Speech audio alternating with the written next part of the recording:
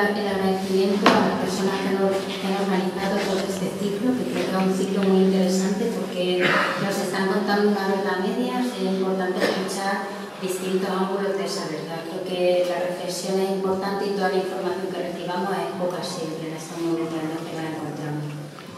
Y sobre todo presentaros a Eduardo. Es una suerte y un orgullo tenerlo aquí en la mesa y sin más lo dejo por ahí, que es aquí que nos venimos a escuchar. Hablando del tema que hoy nos confiere aquí, bueno, se ha dicho que voy a ofrecer alternativas, lo cual me parece un poco ambicioso, ¿no? Tal y como se ha presentado. En realidad mi intención aquí es, por un lado, no extenderme mucho, voy a tenerlo muy en cuenta, para que podamos tener un debate al terminar la exposición, ¿no?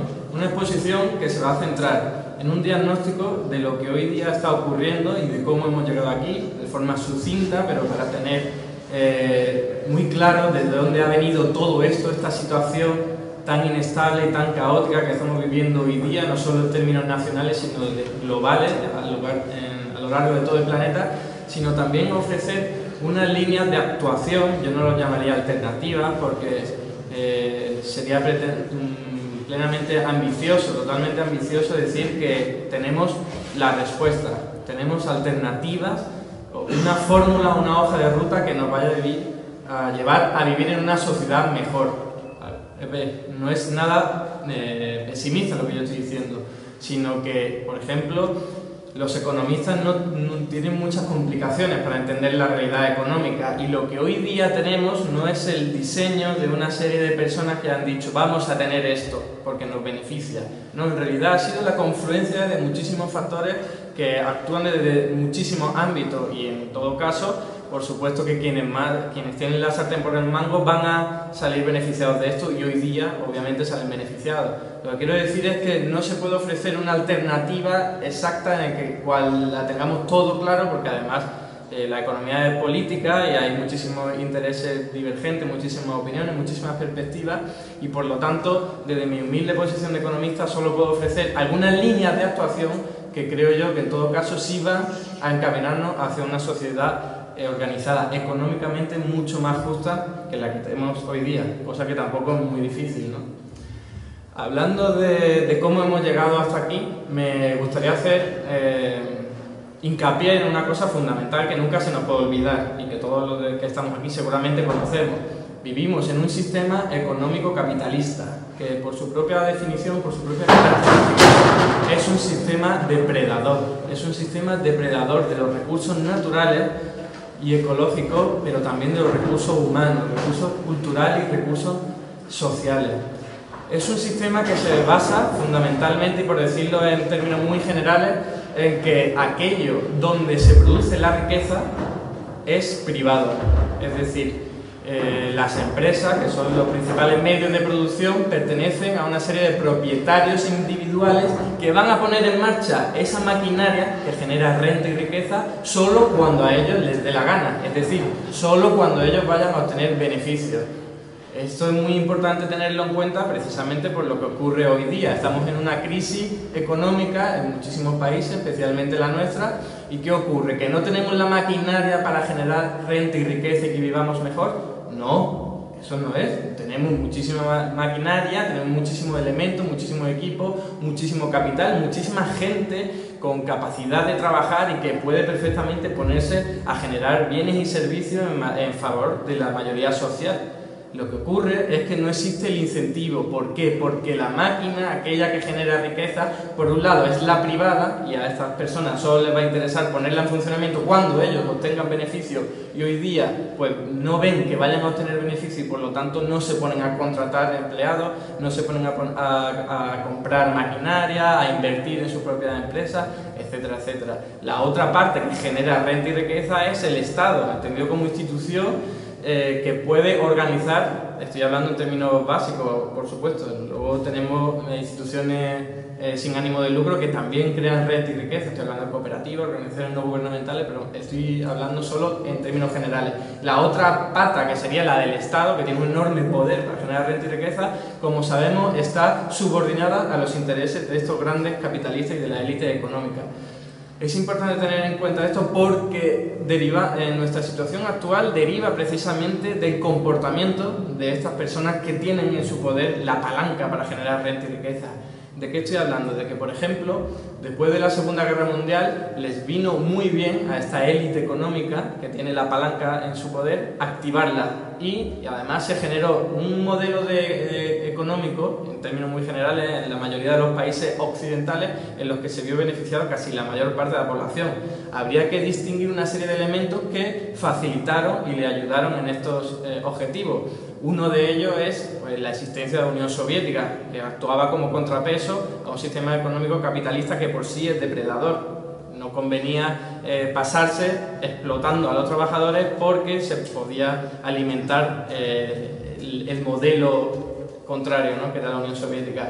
Había también otro elemento a tener en cuenta, era la destrucción tan impresionante que había ocurrido después de la Segunda Guerra Mundial, porque claro, cuando está todo destruido, ahora hay muchísimas más oportunidades de hacer negocios, de construir, y por lo tanto, donde hay negocios se activa la maquinaria, y por lo tanto, la maquinaria económica, y por lo tanto se crean puestos de trabajo, renta y riqueza.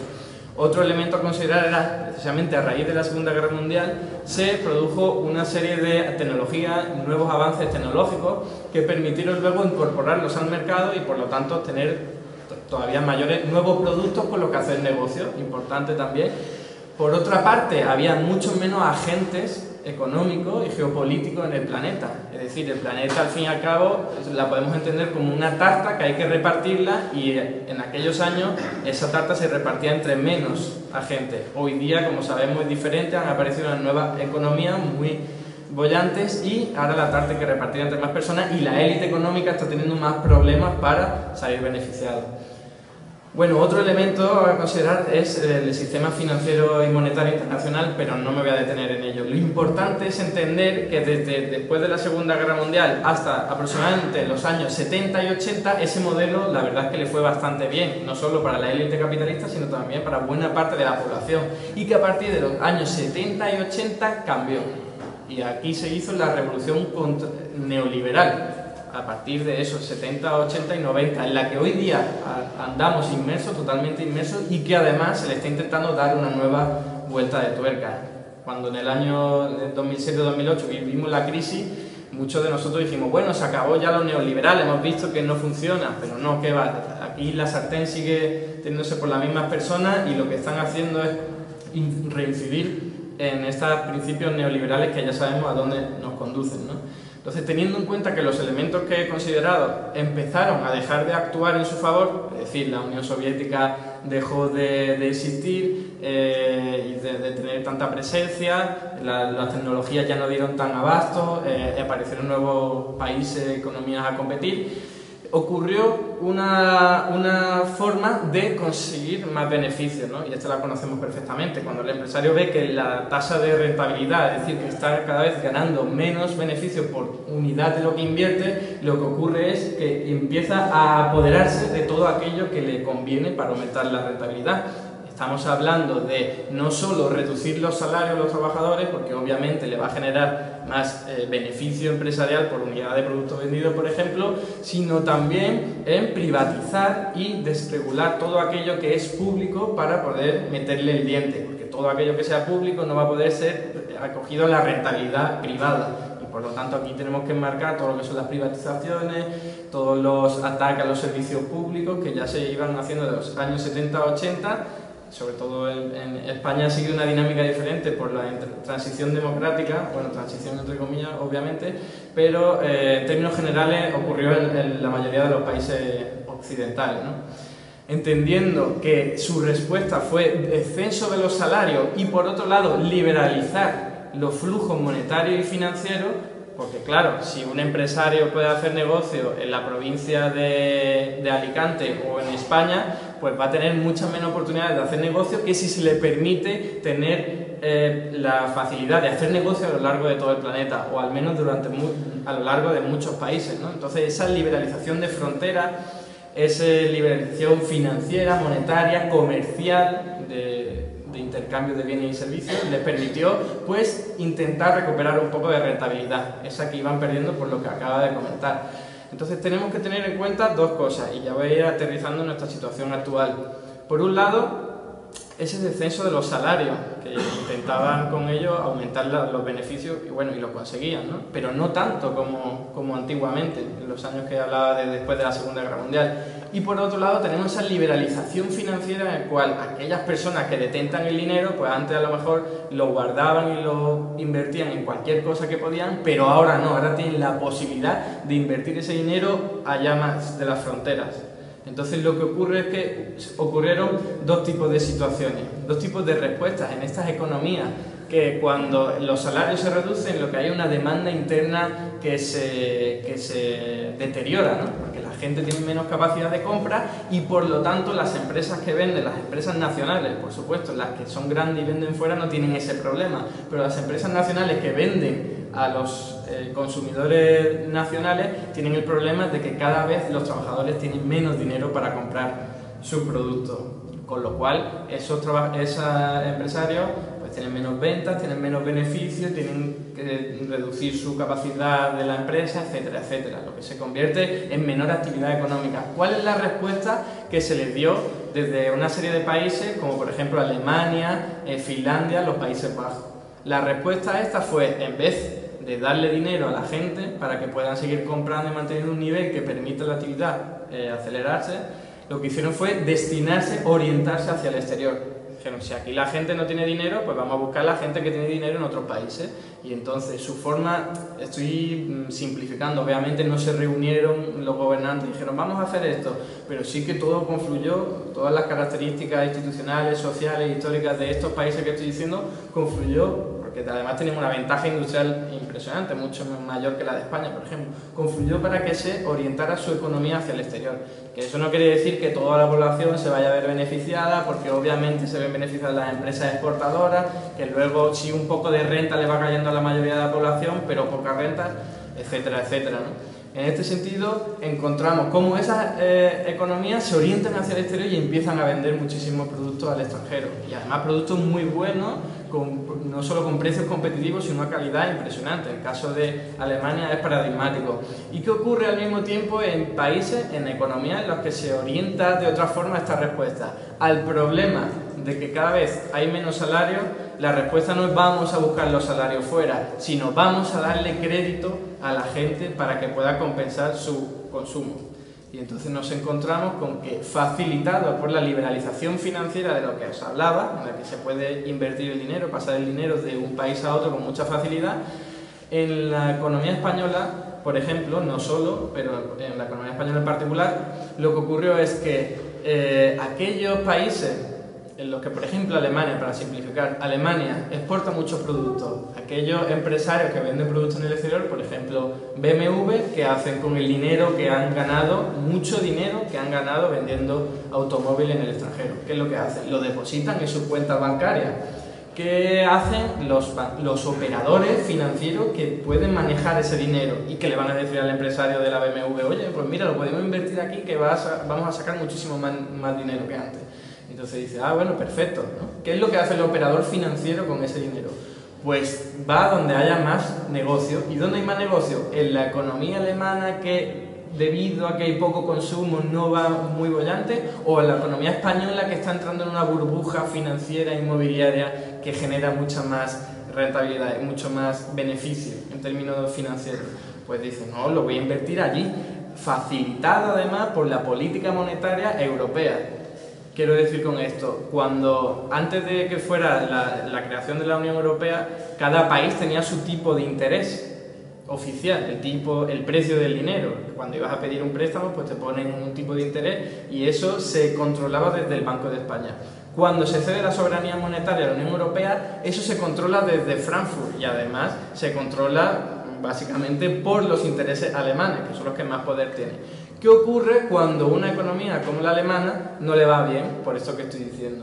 Pues lo que se hace es bajar el tipo de interés, ¿Por qué? Porque así sale más barato pedir prestado dinero a los bancos también a otros, las empresas piden un prestado dinero, lo que se hace es estimular la actividad económica. Con un tipo de interés bajo es más barato pedir prestado dinero y entonces así es un intento de reactivar la economía.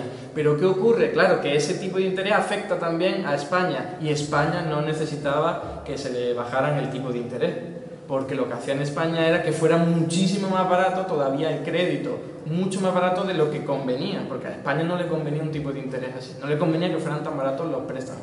Y claro, eso lo que hizo fue estimular la burbuja financiera y económica, que hay que entenderla no como resultado democrático de que se les preguntara a los españoles, a los del Estado español, que qué es lo que querían hacer con su modelo económico. Obviamente no, aquí la élite económica, la que tiene la palanca, es la que decide en última instancia. Y la que decide dijo, bueno, ¿para qué vamos a estar tanto tiempo aquí construyendo una industria, por ejemplo, de automóviles, en la que hay que comprar todos los recursos, contratar gente, esperar a que se produzca, luego venderlo, etcétera, etcétera? Es mucho más fácil dedicarlo a la burbuja inmobiliaria, a la construcción, en la cual pues se gana mucho más dinero en menos tiempo. Y entonces, claro, es la lógica de la rentabilidad, no hay una lógica social ni ecológica ni de ningún otro tipo, sino esa rentabilidad la que hace que la élite económica vaya por ese camino.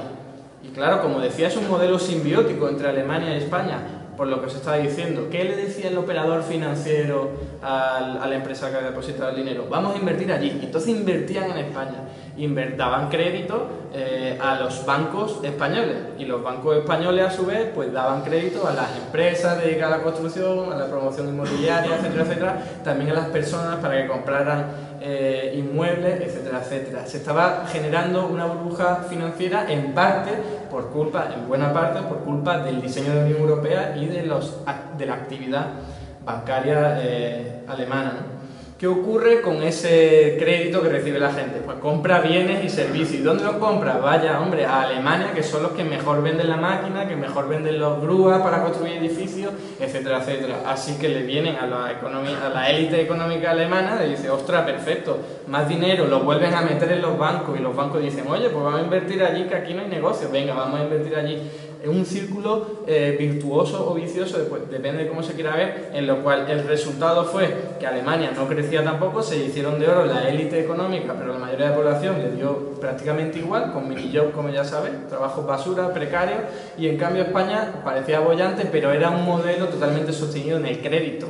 Era totalmente insostenible porque no puedes endeudarte hasta siempre. Claro, una empresa que le vaya bien, dice, ahí va, pues por ejemplo una tienda de muebles, dice, me va muy bien, ¿qué voy a hacer? Pido un crédito y creo otra tienda en el pueblo de al lado, porque allí también me va a ir muy bien y mejor, y no hay problema con que me esté endeudando, porque como me va todo tan bien, tengo suficientes recursos para devolver la deuda. Incluso me va tan bien que voy a endeudarme todavía más. Claro, mientras siga yendo la cosa bien, las empresas pueden endeudarse y pueden ir devolviendo la deuda. ¿Qué ocurre qué es lo que ocurrió en el 2008, en el que se acabó precisamente ese flujo de crédito? Pues obviamente ocurrió un problema, y era que como todo el sistema había funcionado con crédito, una vez le cortas el crédito ya no hay nada que hacer, ya no hay sangre para seguir viviendo y sosteniéndose ese organismo, con lo cual empezaron los problemas. Por supuesto, la actividad económica se derrumbó, los empresarios empezaron a expulsar a trabajadores, se aumentó el paro, la gente tuvo menos capacidad de consumo, menos ventas de las empresas, etcétera, etcétera. Lo importante a tener en cuenta es que la economía se quedó muy endeudada, la economía española, no solo los bancos frente a los bancos alemanes, pero también las empresas no financieras con los bancos españoles, las personas con los bancos españoles, etcétera, etcétera, etcétera. ¿Cuál ha sido la respuesta neoliberal a este asunto? Neoliberal y además enfrascada en la Unión Europea, ¿no? Desde ese contexto. ¿Cuál ha sido? El problema se le pasaba a los bancos alemanes, franceses. Cuando digo alemanes me estoy refiriendo a estos países centrales de la Unión Europea que han tenido esa dinámica parecida. ¿Por qué digo que el problema es suyo? Era y sigue siendo suyo. Porque los bancos españoles le deben el dinero a los bancos alemanes y franceses, etcétera, etcétera. Porque son precisamente, si tenemos, como bien decía un economista muy famoso, Keynes, decía, si tienes una deuda de 1.000 euros, y no la puedes pagar, pues tienes un problema. Pero como tengas una deuda de 1 millón de euros, el problema es del que te ha prestado el 1 millón de euros, porque lo ha perdido y no lo va a poder recuperar. Pues esto es básicamente lo que ocurre en esta imagen de centro y periferia de la Unión Europea. El problema lo tienen ellos, porque no les va a ser devuelto ese dinero que prestaron. ¿Y qué ocurre? Pues que aquí empieza todos los gobernantes europeos a decir, vamos a rescatar a los países del sur para que nos puedan pagar la deuda. Y lo que nos encontramos es precisamente un rescate a ellos mismos, a la élite bancaria alemana del centro de Europa. Claro, le das el dinero a los bancos españoles para que los bancos españoles lo puedan devolver a los bancos alemanes. Aquí el Estado español también juega un papel importante porque dice, además, tienen un problema los bancos privados y aquí va a haber un shock financiero como no hagamos nada, que en parte es verdad.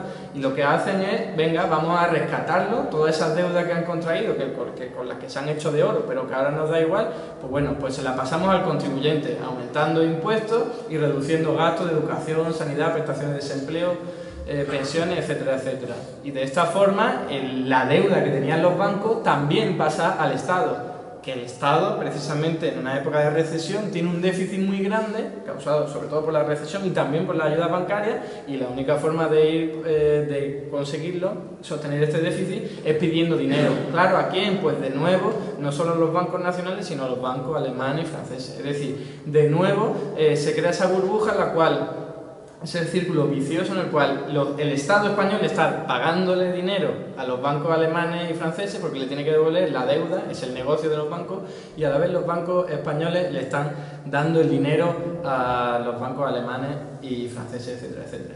¿Cuál ha sido la reacción de la élite económica y política de la Unión Europea? Porque hemos escuchado mucho lo de que hay un riesgo de deflación, ¿no? Y claro que hay un riesgo de deflación. España ya lleva 3 años en el que los precios están cayendo poco a poco, pero de forma generalizada, ¿no? Esto que a primera vista podría parecernos bueno para los consumidores, en realidad es malo para la economía y puede derivar en un problema mucho más gordo, porque si los precios empiezan a bajar, la gente se da cuenta y dice, oye, pues yo me voy a esperar un tiempo a hacer la compra que tengo prevista, y las empresas hacen lo mismo y dicen, oye, me voy a esperar a comprar, a invertir, a contratar trabajadores, a comprar recursos, etcétera, etcétera. Entonces se retrasa la actividad económica y puede retrasarse tanto que genere una recesión más importante en el cual la deflación, ¿por qué se produce? Porque hay bajadas de precios, porque los empresarios no pueden vender el dinero, no vender los productos, no encuentran a tantos clientes y entonces dicen voy a bajarle el precio para que así puedan venir a comprar. Esto es una estrategia que además se puede hacer con ofertas de 3x2 para que no parezca que estén bajando los precios, pero obviamente están bajando como consecuencia de la recesión económica. Y aquí es donde viene el Banco Central Europeo y dice nada, da igual, esto lo arreglamos, es muy fácil. ¿Qué pasa? ¿Que la gente no tiene dinero para comprar y por eso están cayendo los precios? Pues vamos a darle dinero a la gente. ¿Cómo le dan dinero a la gente? Nada de aumento de salario, nada de creación de empleo, nada de aumento en educación pública, sanidad pública, nada de una renta básica, nada de eso. Dicen, vamos a darle dinero a través de préstamos bancarios. ¿Por qué? Porque su chiringuito funciona así. El chiringuito de la Unión Europea, no solo, pero sobre todo el de la Unión Europea, funciona con los bancos siendo el centro. ¿Qué problema habría en que el Banco Central Europeo diera dinero directamente, no solo a los estados, sino a las familias? Ninguno. Esto se ha hecho durante muchos años y en muchos otros países. Lo que ocurre es que aquí el diseño institucional y político es, no, ¿para qué se lo vamos a dar? Mejor se lo damos a los bancos primero para que los bancos privados se los den a las familias y a las empresas. Y así estén haciendo negocios los bancos. Porque claro, el presidente del Banco Central Europeo fue el máximo responsable de Goldman Sachs en Europa, es decir, de un importante banco estadounidense. Los que manejan la política europea son precisamente gente que están pensando en los beneficios de la élite bancaria. Es tan sencillo como eso, y por eso los rescates a la gente, etcétera, etcétera. ¿Hasta cuándo puede durar esto? Porque no van a meter a la Unión Europea en un saco y decir, venga, aquí Grecia ya, es que ya mismo va a desaparecer, Portugal va a seguir por el mismo vía, España también. No, obviamente llegará un momento en el cuando digan, nos estamos pasando, ¿no? Y entonces ya cederán un poco con la presión. Pero obviamente hoy día esto es lo que está ocurriendo, están aprovechando desde mi punto de vista todo este envite para poder recuperar todo el dinero posible, todas estas deudas contraídas, y ya cuando la cosa vaya muy mal el Banco Central Europeo actuará de otra forma. por ejemplo, el Fondo Monetario Internacional ya se ha dado cuenta de que se están pasando, por así decirlo, ¿no? De que se están pasando y pueden crear un problema muy serio, que por supuesto el gobierno del PP no está hablando de nada y te viene aquí con cántico de que la recuperación, que hay mayor recuperación, lo cual es totalmente falso. Estamos viendo que no hay creación de empleo, la creación de empleo que hay es empleo precario, que trabaja en la mitad de horas de la otra persona que expulsaste antes, con lo cual el número de horas trabajadas no aumenta, sigue estancado después de mucho tiempo cayendo. No hay, el índice industrial está por los suelos, nunca ha estado tan bajo, es cierto que ya no ha caído y eso lo intentan vender como una señal de recuperación, pero al fin y al cabo nos damos cuenta, y lo vivimos todos, estoy seguro de ello, lo vemos nosotros en nuestra vida real, que la recuperación ni ha empezado ni se la va a venir. Y mucho peor todavía, porque Rajoy lo decía el otro día, dice, uy, ojalá le fuera a mis socios comerciales tan bien como a mí, ¿no? Como si además él fuera el dueño de España.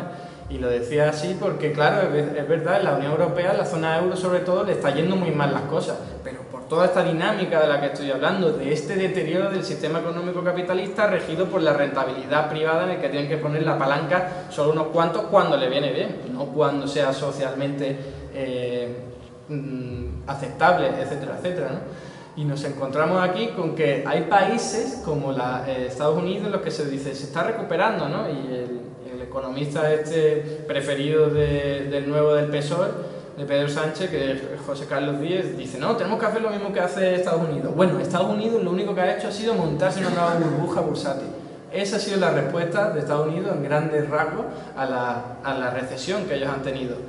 Y una burbuja que va a estallar, nunca se va a saber cuándo, pero va a estallar y va a generar de nuevo recesión, dolor y sufrimiento. Y no solo contentándonos con esto, nos encontramos con las economías emergentes como China, como Brasil, como India, Rusia, que están tirando del carro un poco, porque bueno, compraban, necesitaban comprar, y vendían a países como España, Alemania y tal, o sea, vendían, no compraban, y eso pues genera actividad económica.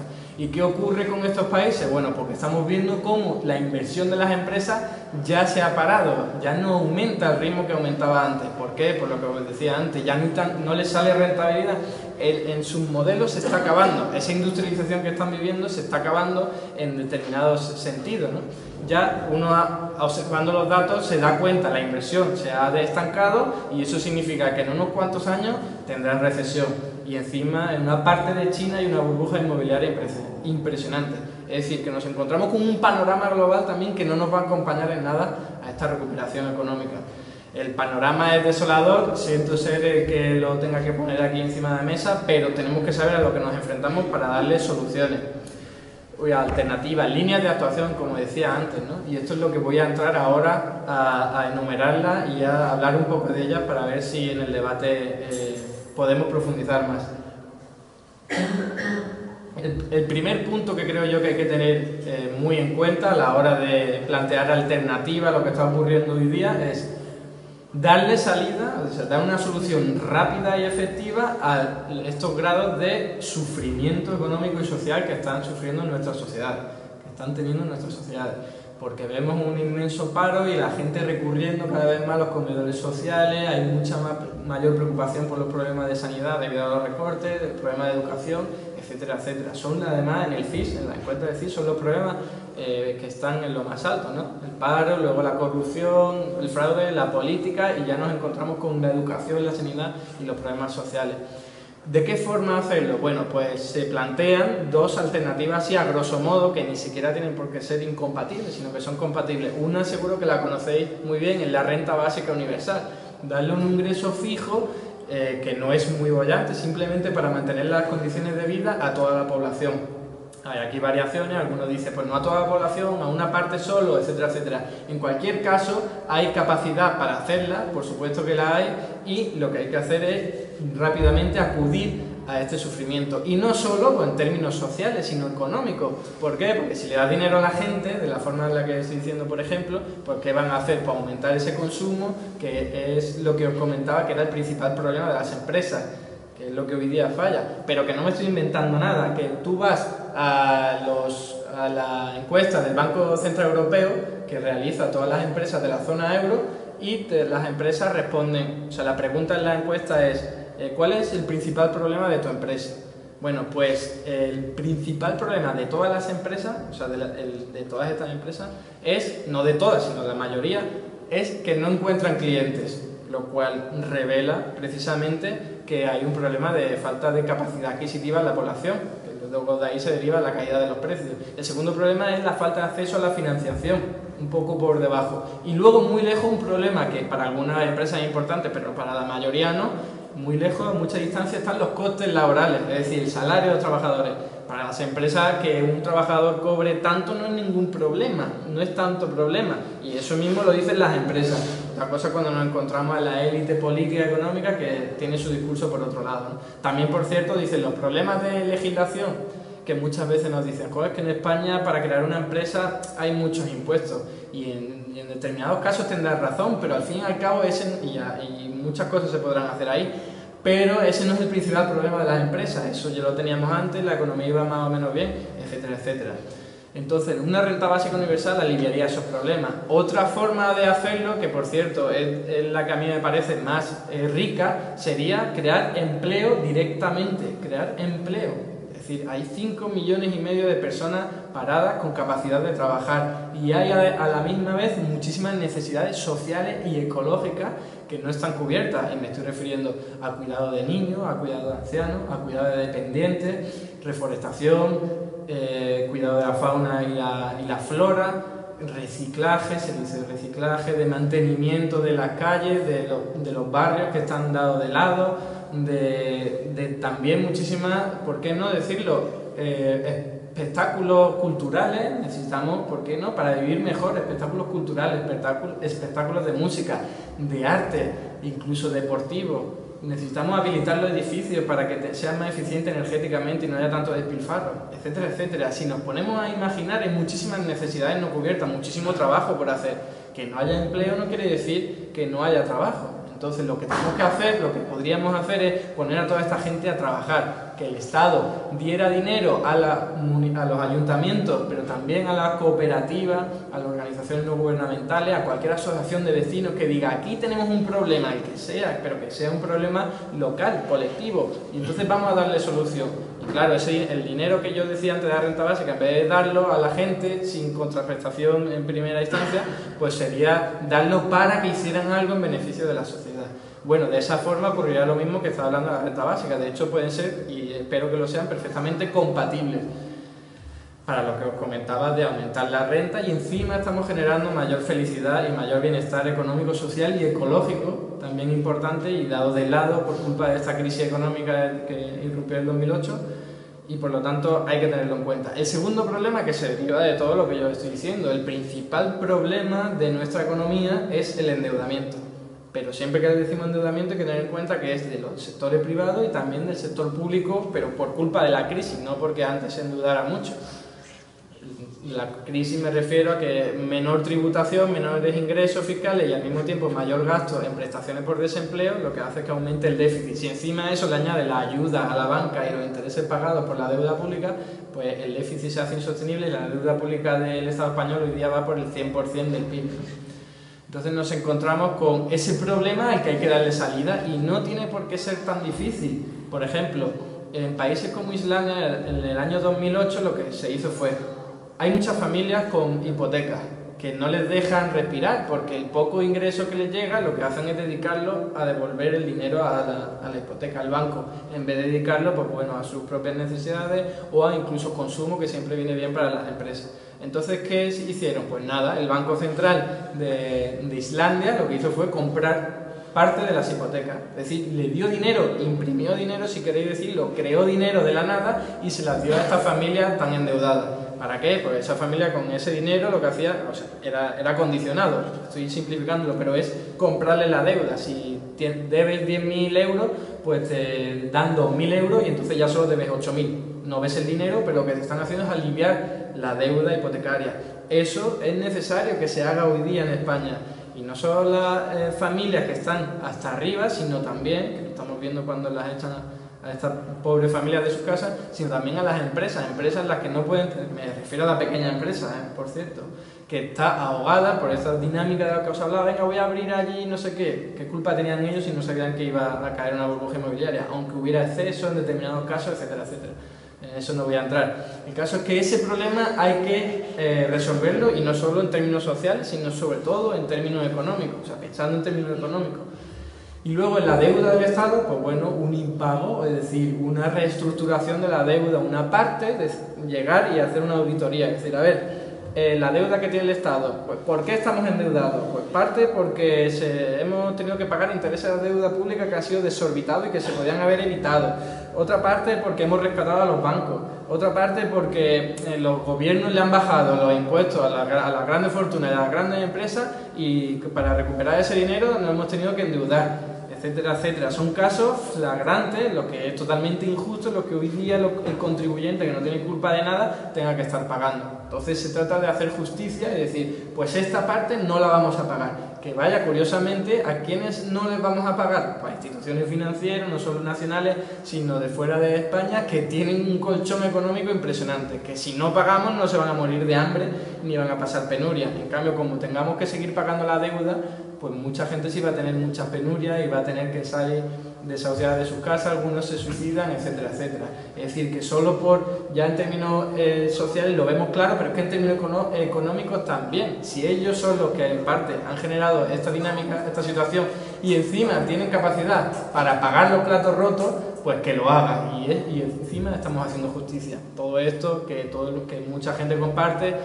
Vienen unos cuantos y te dicen, esto no es posible. Pues hay que decirle, claro que es posible, olvídate de que no sea posible. ¿Quiénes te dicen que no es posible? Pues los de arriba, los que controlan los medios de comunicación, y están por todos los poros del sistema diciendo, no se puede, no se puede. Claro, no se puede porque ellos no quieren, les viene mal de tener que pagar los platos rotos, y entonces no quieren, y nos van a convencer por todos los medios de que no es posible.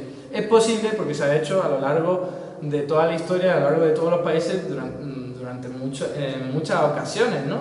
Y además tenemos ejemplos recientes como son los de Ecuador en 2008, incluso Argentina entre el año 2001 y 2005, y también el caso de Islandia, que en vez de contraer la deuda de los bancos dijo, la deuda esta no nos la vamos a comer nosotros. De otra forma, claro, es la más inteligente, antes de endeudarte por culpa de los bancos no te endeudas, pero eso al fin y al cabo una forma de no responsabilizarse de esa deuda privada, y hoy día ya nos han metido en el fregado, vaya mala suerte, pues ahora les toca no pagar luego, y eso es lo que tenemos que tener en cuenta que hay que hacer, y es importantísimo, ¿no? Luego, por otro lado, hay otra serie de problemas, como podría ser el productivo, que es un problema que tiene España, la economía española, que no se acoge, no se aborda suficientemente dentro de la izquierda, ¿no? Por así decirlo. Aunque tengo que decir una cosa antes de todo esto. Me he estado metiendo con la Unión Europea, es un diseño institucional que nos mete muchísimos problemas a España y dentro de España a la mayoría de la población, a la de abajo, a los del medio. Y claro, cuando se dice eso, pues lo ideal en términos teóricos sería cambiar ese diseño institucional de la Unión Europea para que no fuera así, para que no fuera el chiringuito de los bancos y de las grandes empresas, sino para que beneficiara a la mayoría de la población, que se podría hacer, y además el euro sería precisamente un arma muy poderosa para lograrlo. Pero claro, ese arma está en sus manos y por lo tanto se convierte en un arma muy poderosa contra nosotros.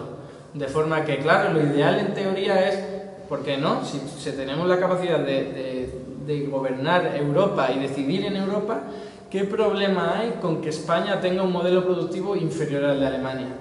¿Qué problema hay? En realidad, ninguno. ¿Por qué? Porque Andalucía, por ejemplo, tiene un modelo productivo mucho menos desarrollado que el de Cataluña. O el de Dakota del Norte tiene un modelo desarrollado mucho menos que el de California.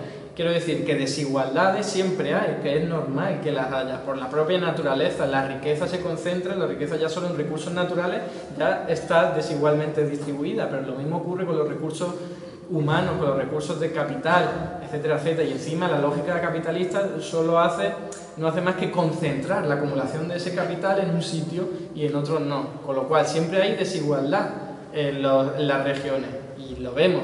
Pero hay formas de solucionarlas con transferencias que pueden ser fiscales, bancarias y todo tipo hoy día. En un estado como los Estados Unidos ocurre, en este caso que os he comentado, y por lo tanto no hay ningún problema. Ese desequilibrio generado por la propia dinámica capitalista se compensa por la fuerza del Estado, del sector público, a través de transferencias fiscales.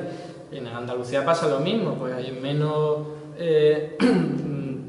generación de renta y se compensa. Pues en España y en Alemania pues debería pasar lo mismo si viviéramos de verdad en un modelo institucional y económico solidario y no lo que es la Unión Europea, que es al fin y al cabo la unión de los mercaderes, ¿no? Y que aquí da igual y cuando surgen los problemas cada Estado va por su cuenta, etcétera, etcétera. Por lo tanto, si el problema que sería solucionable de forma fácil a través de la Unión Europea no nos lo van a dejar hacer porque a ver quién llega a los poderes, a donde de verdad se toman las decisiones en la Unión Europea y la relación de fuerza no nos favorece, entonces la única solución que tenemos es rebelarnos contra ella. Y rebelarnos contra ella de una forma muy clara en la que he estado diciendo del impago de la deuda pública, porque a saber cómo derivaría eso, ¿no? Es que incluso nos podrían echar del euro, cosa que por supuesto generaría un shock financiero, económico y social muy impresionante, pero que quizás a medio y largo plazo pudiera ser muy bueno para nosotros siempre que lleváramos las riendas de la situación, porque de nada nos sirve que nos echen del euro si tenemos a Rajoy ahí haciendo unas políticas que son totalmente devastadoras para la mayoría de la población, ¿no? Entonces, rebelarnos contra la Unión Europea en ese sentido. Y en otro también muy importante, que es el de la reforma financiera. Y con esto voy a ir acabando ya. La reforma financiera habría que hacerla, por supuesto, porque llevamos muchísimo tiempo en los que los gobernantes le han estado bajando los impuestos a las grandes empresas y las grandes fortunas y haciéndolo recaer sobre la mayoría de la población trabajadora. ¿Qué ocurre? Eso hay que revertirlo y siempre nos vienen a decir es que si le suben los impuestos a los ricos se van a ir, los ricos se van a ir, se van a llevar su dinero y vamos a tener muchos problemas. Aquí hay que responder siempre con lo mismo. Lo primero, ya desde el año 2008 se han llevado muchísimo dinero estos ricos, entonces no hace falta que les pongamos impuestos para que se vayan, se nos están yendo ya con todo el dinero que han generado aquí gracias a nuestro trabajo y sufrimiento y aquí no pasa nada, ¿no? Pues si hubiéramos tenido un control de capitales no hubiera pasado eso. En segundo lugar hay que decirle, hay en otros países en los que la presión fiscal a los ricos es mucho mayor que la que hay en España, por ejemplo en Francia, y los ricos de España no se están yendo a Francia. Otro ejemplo muy reciente, el año pasado la administración de Obama le subió los impuestos a los ricos de forma muy notable, sobre todo para un país como el Estados Unidos, y no se han ido los ricos de allí, es obvio, no se van a ir todos, algunos a lo mejor se pueden ir por lo que ahora voy a comentar. Pero el caso es que la administración de Obama ha tenido una recaudación tributaria muy impresionante y ahora tiene el déficit en el 2%, aunque parte ha sido estimulado por esa burbuja bursátil de la que os he hablado. En cualquier caso, hay otro elemento a considerar. ¿Cómo se va a ir el capitalista que tiene su negocio aquí? ¿Cómo se va a ir la Botín, la nueva presidente, si buena parte de los beneficios, más de la mitad, los genera aquí? ¿Cómo se van a ir todos esos bancos que generan los beneficios aquí? Zara tiene buena parte de su negocio aquí, no se puede ir si es precisamente aquí donde genera su rentabilidad. Esas personas no van a ir, al menos en esa renta generada a través de los beneficios empresariales, de los trabajadores, etcétera, etcétera. Una vez ya lo condensen, pues los empresarios en cuestión sí van a tener más mecanismos para llevárselo, pero ahí también se puede actuar de otra forma, porque se puede decir, de aquí no sale ni un euro hasta que tengamos todo controlado y se recaude en función de lo que hayamos decidido. Es decir, una reforma fiscal, pues de aquí no sale ni un euro. Esto es algo que hicieron en 2008 en Islandia y en 2013 en Chipre. De aquí no sale ni un euro. Es una ley, es decir, es una imposición que se hace y claro, siempre se encuentran mecanismos ilegales para sortearlo. En Islandia se hizo y en Chipre también. Estamos hablando de que, bueno, siempre va a haber cauces ilegales como el contrabando y como todo tipo de estas actividades fuera de la ley. Y ocurriría, pero en cualquier caso siempre es un porcentaje inferior. En Islandia se estima que solo entre el 20 y el 30% de todos esos capitales que podrían haber volado, volaron, ¿no? Y en cualquier caso se supone un control de capitales, es decir, de aquí no se va ni un euro hasta que recaudemos en función de lo que haya decidido la ciudadanía, ¿no?